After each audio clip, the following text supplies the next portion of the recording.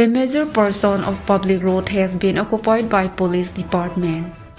Size vehicle parked permanently just below the town police outpost of Diphu town.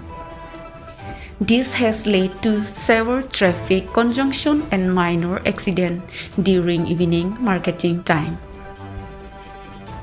The competent authority should immediately remove vehicles and other occupants from public road.